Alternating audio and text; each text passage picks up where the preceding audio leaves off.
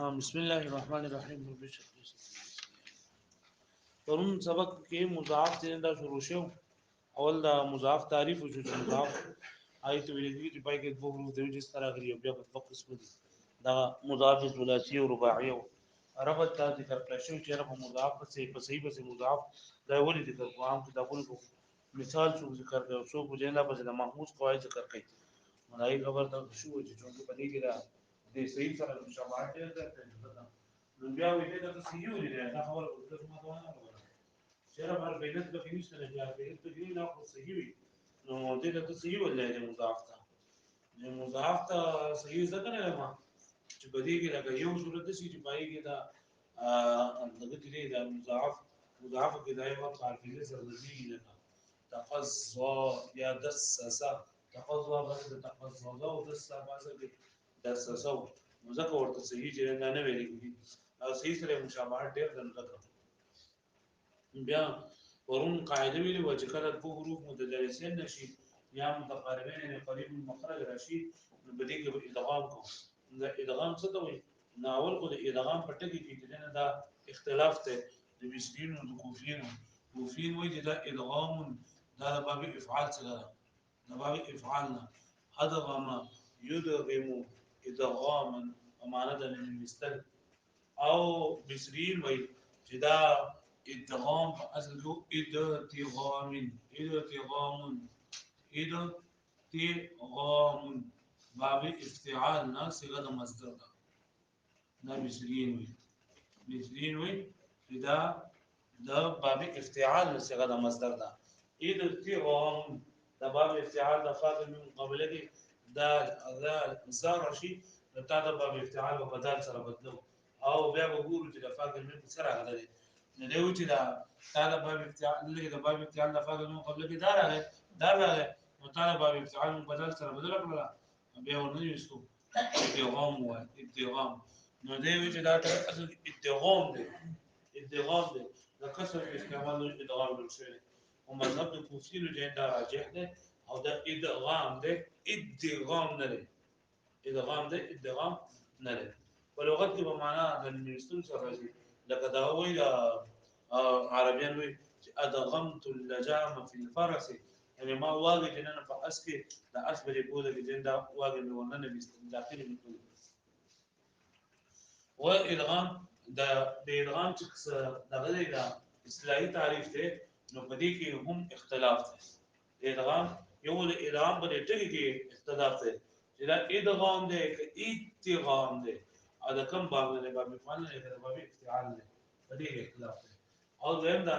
چې دا ادغام چې دا څه ویل کېږي نو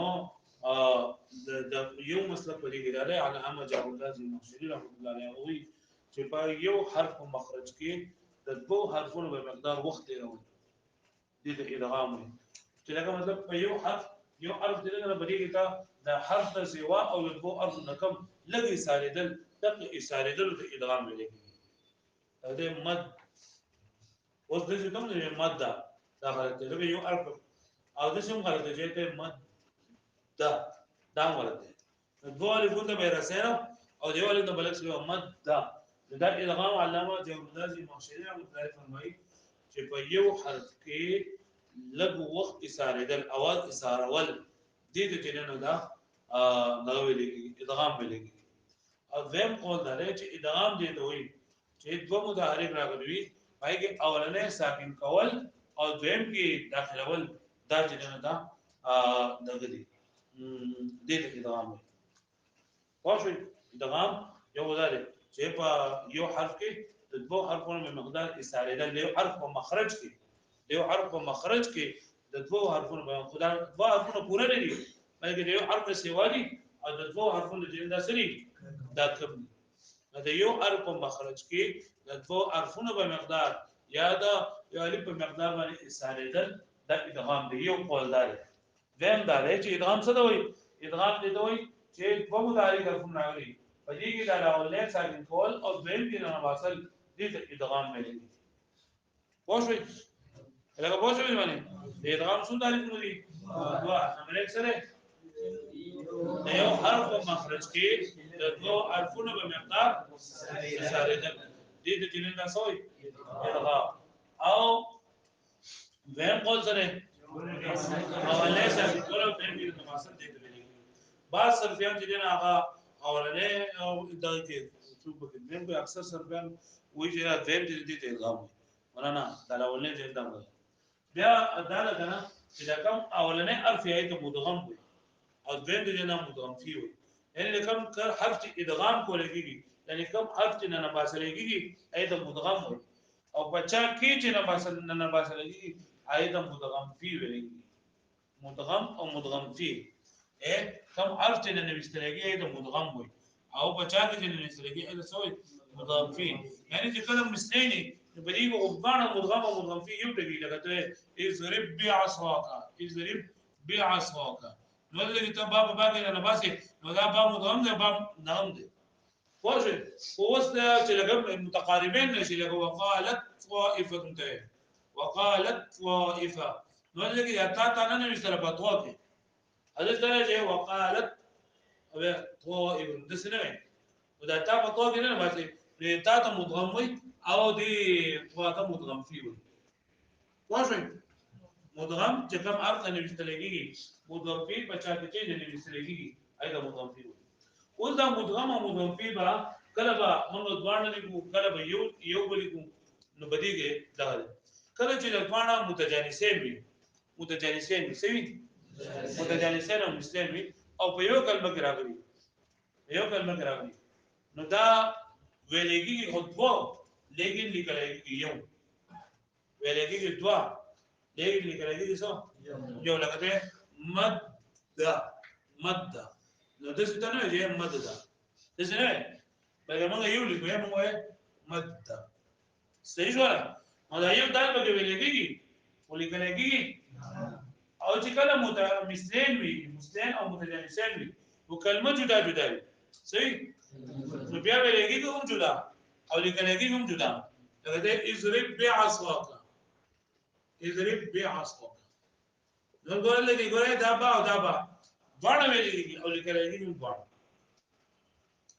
چې کله متقاربین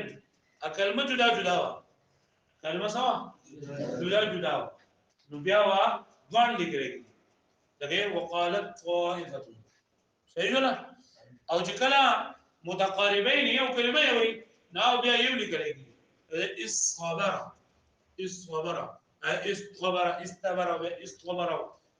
طوابع بس سره به لګي استغبر واجب دی باندې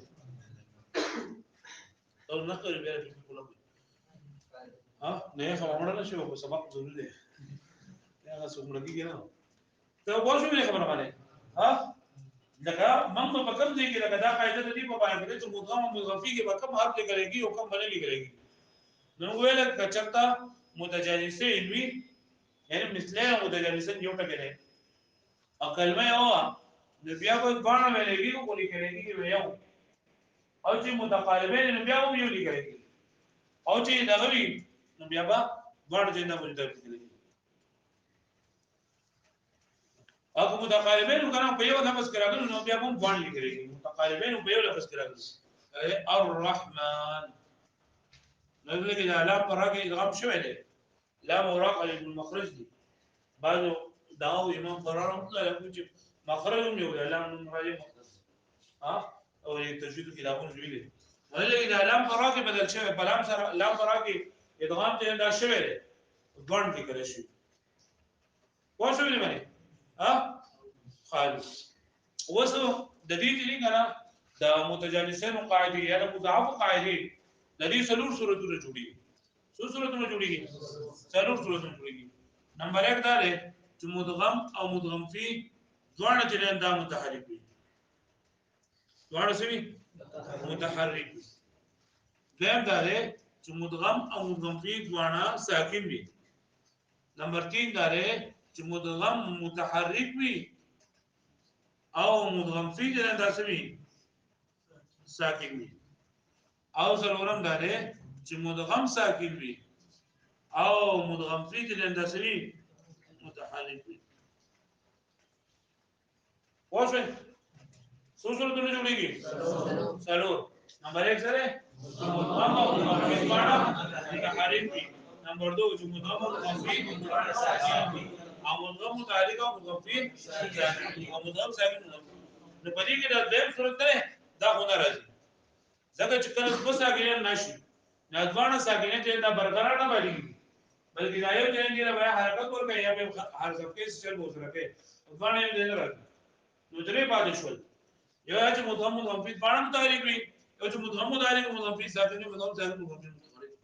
نو بری کې په درې قسمه قاعده ویلي څو قاعده ویلي نمبر 1 قاعده دا ده چې کله دو حروف راغلي وي او دو حروف متجانسین وي یا متقاربین وي ها او دواړه متحرک وي سوي دواړه متحرک وي نو دا بخاري دي یا په یو کلمه کې راغلي وي یا په جدا جدا کلمه کې راغلي یا په یو کلمه کې راغلي یا په یو کلمه کې معنا راغلي دواړه متحرک وي ادغام کول واجب دي یا سړي ادغام کول واجب او کبا جدا جدا کلمو کې راغلي نو بیا ادغام کول جائز دي جائز او واجب مطلب دا دی جائز ہے تبع ک ادغام کې جو هم ستا خو خدا ک ادغام نه کې اظهار کې جو هم ستا خو خدا صحیح او چې په کوم ځای کې قانون وجيبو نو مطلب دا دی اداره چې نن له بلا قانون خامخا چې دا به چلے دیګ وته بیا دغه بنا لکه یو دا لپاره مثال چې په ځوان په یو کلمه کې راغلی وي ها په یو کلمه کې راغلی لکه ورته ماده ده ځوان مداري دي کنه ها نو دې کې ادغام کول واجب دی موږ مد ده يمد له موږ يمدودو ځوان مداري دي کنه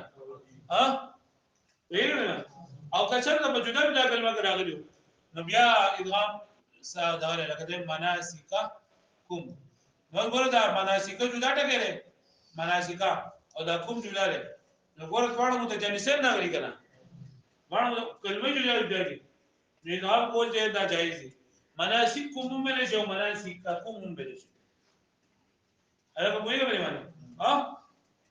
لکه پوښوي نو چې کله دورو ته چې ستراشي او په جدا جدا کلمو کې راشي نو بیا کام کول سری جایز او کچر ته په یو کلمه کې رااله نو بیا ادغام کول سری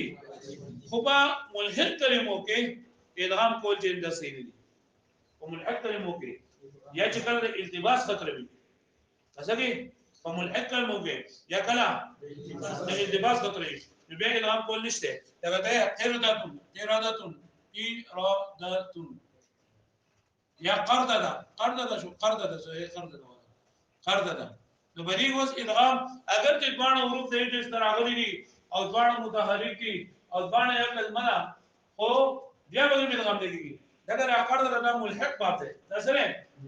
او ملحق دي ته چې دا په رباعي په ولن باندې وي چې کله ته ادغام وکړي نو قرات ده وته ده سبب قرات ده نو بیا پته نه لګي چې دا مجرد دا ملحق باب دی ګرځي ځکه ملحق بل ملحق وي دا ملحق به سره وزن کې به شانتي وي دا هر له پوره ملحق دی نو دا به خامخا دا هر له پوره باندې راځي نو کچته په دې کې ټول ادغام وکړي نو بیا هغه نه ده یا چې د التباس خطر وي څه خطر وي دا التباس خطر وي لکه صفه کو نه کا کو نو دلته کتبه کې ادغام وکړي نو دا سکون نه دي سره دي سکون نه دي او سکون چې دا چیک ته لګي چیک ته راغلی دا د پیسو دا چیک دي ها او دغه چې کنه سکون دا آیت ته لګي کوم چې دا د اسپري پکې موجود نو دلته چې څوک له لباس خطر نه نو له کوم قانون نه دي نو قاعده قانون څه شو کله چې دوه حروف دی چې ستراغلي کله چې دوه حروف او ځوان متحرک دي ځوان سي نو دا جدا جدا کلمه کې راغلي بیا ادغام کول سری او کچرتا په یو کلمه کې راغلو ادغام کول واجب دي او کچرتا په الحاق المنحق کلمو کې او کچرتا د التباس خطر وا نو بیا لګي ادغام کول صحیح پوه شو مې اوس دا کتاب ته ګورې کتاب مو خبره ها لاول د ادغام خبره کې نو ګورنه سبق کې موږ لاول د ادغام